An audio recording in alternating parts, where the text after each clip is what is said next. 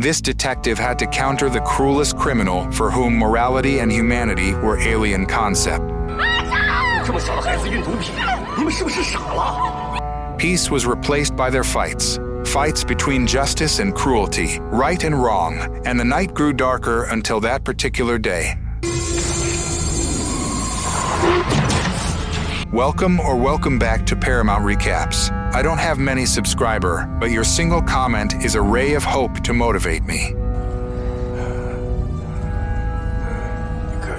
The movie kicks off with a med professor giving a lecture on mixing different medicines in his class. Besides teaching, he's also sharing some private stuff with one of his female students in his office. She's hoping to ace his class, but she's stunned to find another woman there, all bruised up. Out of nowhere, the professor attacks and hangs her in the room. It turns out that Rajan Long has been sending women to the professor to test out dangerous drugs. Plus, Rajan has guards to keep the professor safe. Then, Wai Yuno and Ann Mei, who's pretending to be a student, show up outside the professor's room. They're trying to get their hands on the formula for a drug called Spider Ice that Professor Lai created. But before they can grab it, the guards show up, ready to pounce. Wai gets in touch with someone named Feng for backup. Pretty soon, Wai manages to disguise himself as the professor and takes out the guards in the hallway. A few hours later, Captain Jian and his team of detectives arrive to investigate the professor's death. Tai and Tianyu find clues showing that the professor was doing secret research, with chemical formulas and equations scribbled on the walls. Jian decides to keep these formulas hidden from the media because they're too dangerous to be out in the open. At the station, Jian sees Tai arguing with a witness who says Tai's wrong about people smuggling stuff into fish bellies at the docks. The witness also claims his wounds were from falling off a fish transport truck, not from an attack. Jian, feeling suspicious, tells Tan to look into the witness and the fish seller's finances. It turns out the driver got $100,000 from the fish seller. Tai thinks it's connected to a video sent to the police. Jian orders his team to head to Donor Wharf immediately, decked out in full gear. Wai then gets a message from his wife that the cops have shown up. He tells her and his team to get ready to bail and handle the police. After a gunfight, Captain Jian tries to track Wai down. Out of nowhere, Wai attacks Jian from behind in the ice room, leading to a fight. During the scuffle, they accidentally discover illegal drugs hidden in ice blocks. Wai gets a signal from Ann Mei to leave right away. Before heading out, Wai tells Jian they'll cross paths again. Meanwhile, Lai is still trying to smuggle drugs out by sea. Jian is bummed out because the bad guys got away from Donor Wharf with the drugs. Still, he found some drugs in the ice blocks and managed to arrest everyone involved. Over at a public event, Mayor Songpa is announcing his run for governor. He says Wasley City is messed up because of immigrants bringing crime and making things dirty. But the city's got a system now to clean wastewater and ensure clean water. A journalist asks about Songpa's candidacy after the new anti-drug team found drugs at Donor Wharf. Songpa says his candidacy is just temporary, but fighting drugs is his lifelong mission. Turns out, Songpa is actually Rajan Long, the mafia boss behind the drug trade in Wasley City. Meanwhile, his crew is mad that half the drugs from Donor Wharf are missing, and the rest are at the police station. They accuse him of being too scared to act. Songpa reassures them that he can handle the drugs whenever he wants as long as he's the mayor. He plans to use Captain Jian to attack them and turn it into a spectacle. At the station, Captain Jian tells his team to gather info on certain people. They find out about Lai, a mercenary from Thailand, but Wai's past is still a mystery. Despite their efforts, they can't dig up more info through state intelligence. Then, local data on Wai pops up, surprising Tianyu. Turns out, Wai used to be a border marine and joined a drug group with warrants for his arrest. His presence in Wasley City raises questions about his ties to local underground powers. Jian tells Tianyu to announce Wai and Lai as wanted criminals and starts checking CCTV footage to track them down. Soon, they spot them entering Jin's restaurant. Jian orders his team to go there right away. When they arrive, they find Wai eating ramen at the restaurant. Wai realizes he's surrounded, but asks to speak to Captain Jian alone. Jian wonders why Wai didn't just escape, and Wai says it's time to talk. Jian, getting close to catching the Sea King, starts to believe Wai's words and hesitates to arrest him, unlike his worried team who's lost touch with it. Meanwhile, his crew is still upset about the missing drugs and the ones at the station. Before leaving, Wai tells Jian he can't catch Rajan Long without him. The next day, Jian meets with Police Chief Han and reports the drugs he's seized. The analysis shows the drugs were made over a year ago, suggesting a major trafficking ring in the city. Han warns Jian that revealing this could lead to an investigation into his collusion with the drug gang. Instead, Han tells him to say the drugs came from outside the city. Han thinks admitting the drugs are from within the the city would undermine their efforts and the trust of Wasley City resident. Jayan is torn about what to do, caught between conflicting orders. The next day, Captain Jayan did what his boss told him and talked to the media. Then, out of nowhere, Ann May, dressed up as a journalist, burst in claiming she had proof of drug manufacturing in Wasley City. She even showed a video from Donor Wharf and pushed for an investigation. This made Jayan change his tune and admit that the drugs he had seized were from a secret trafficking ring in the city. He assured everyone that the police had the evidence and wouldn't let any drugs slip through their fingers. Why,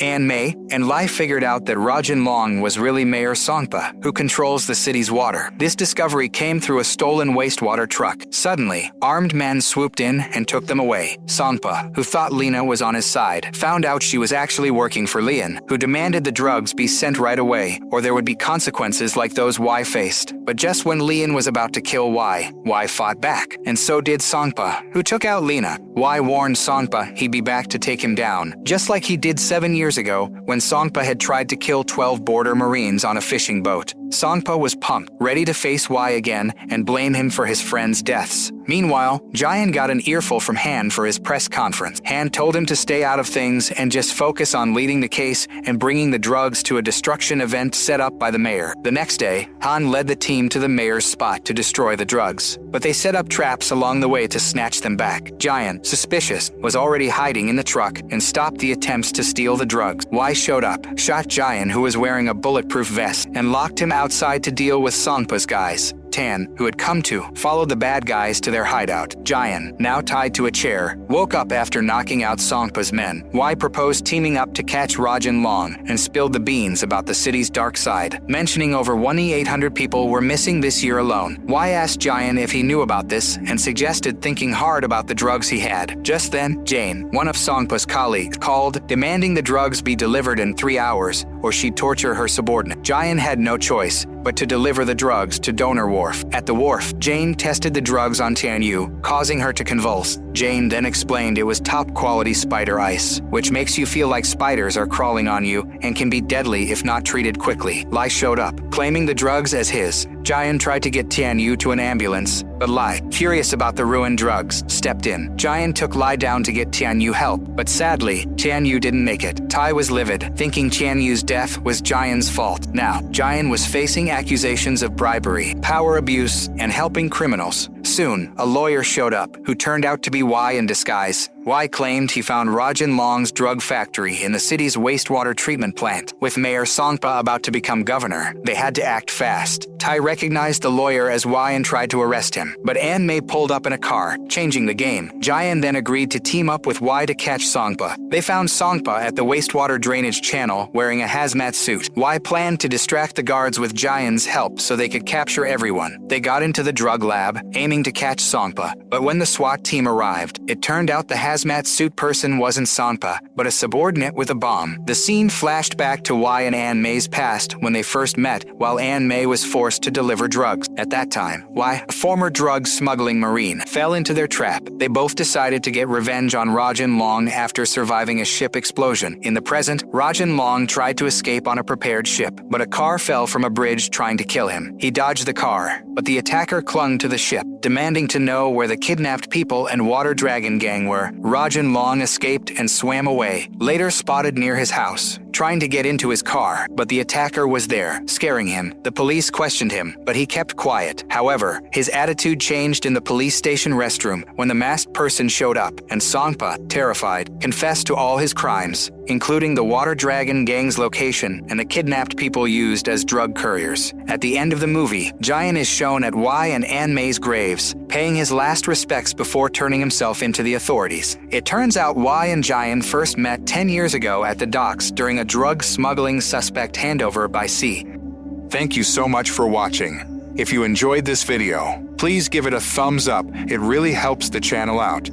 If you're new here, don't forget to hit that subscribe button and ring the notification bell so you never miss an update. We'd love to hear your thoughts, so drop a comment below with your suggestions for future videos, any questions you have, or just to say hi. Your feedback is super important to us and helps us create better content for you. Also, feel free to share this video with your friends, family, and on social media. It really makes a big difference and helps our community grow. You can follow us on Insert your social media handles for more updates and behind-the-scenes content. Thanks again for your support, and we'll see you in the next video.